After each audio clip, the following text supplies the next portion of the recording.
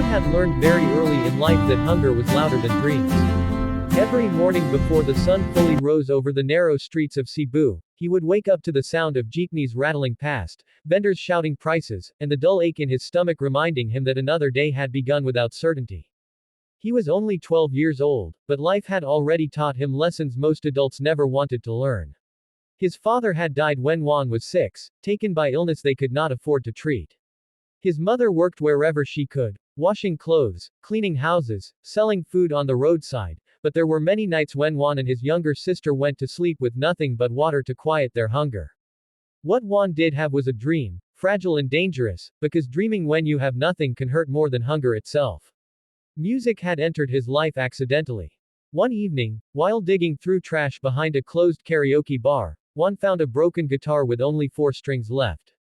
The wood was cracked, the tuning pegs loose, and anyone else would have thrown it back where it came from. Juan carried it home like treasure. He did not know how to play, but he listened.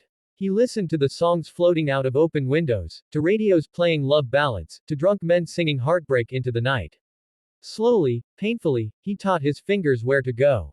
His fingertips bled. His hands cramped. But something inside him felt alive for the first time.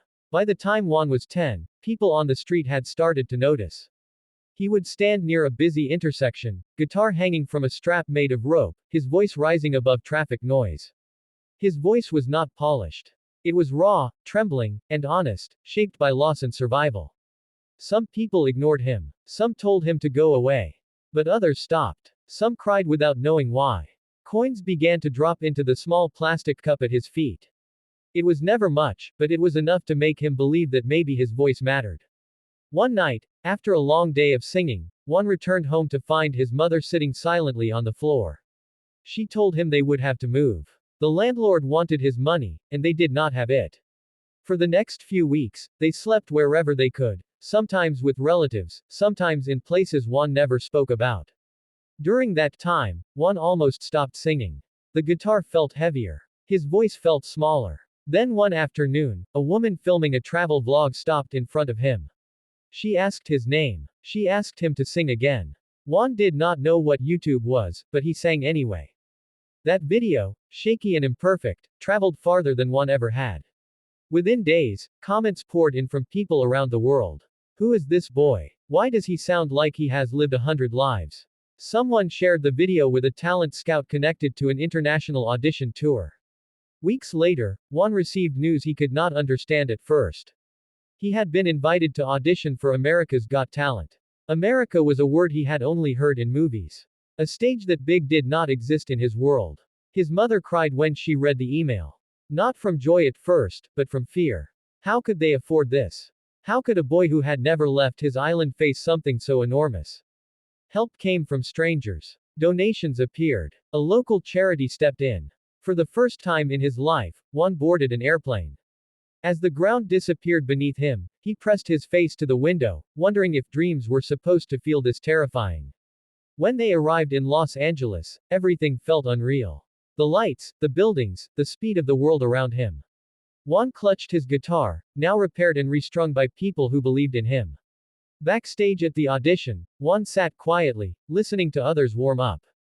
Some were confident. Some were loud. Some spoke about fame as if it were already theirs.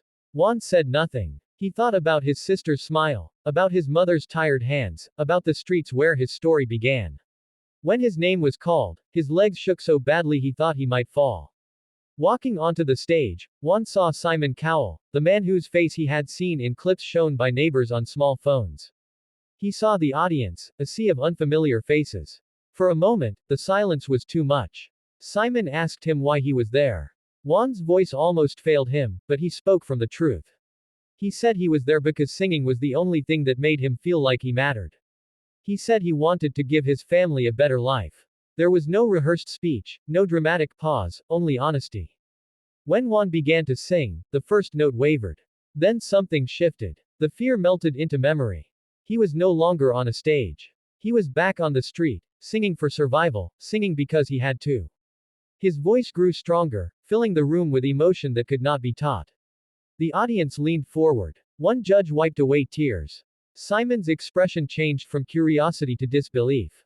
Halfway through the song, the music stripped down to just Juan's voice.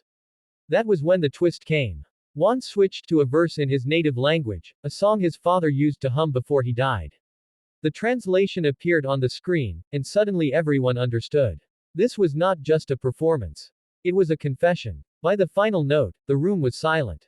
Not polite silence, but the kind that happens when people are afraid to breathe. Then the applause exploded. The judges stood. Simon remained seated, staring at Juan. He leaned forward and spoke words that Juan would remember for the rest of his life. He said that Juan did not just sing a song, he told a story the world needed to hear. Then Simon did something no one expected. He stood up, walked to the buzzer, and pressed it. The golden confetti rained down. Juan froze, unable to understand what was happening. The audience screamed. His mother collapsed backstage, crying uncontrollably. Juan fell to his knees, hands shaking, mouth open in disbelief. A boy who once sang for coins now stood bathed in gold. But the story did not end there. Fame brought new challenges. Online critics questioned his authenticity. Some accused him of being staged. Others said his voice would fade. Juan struggled with pressure he had never known. During rehearsals, he lost his voice days before a live show. Doctors told him to rest.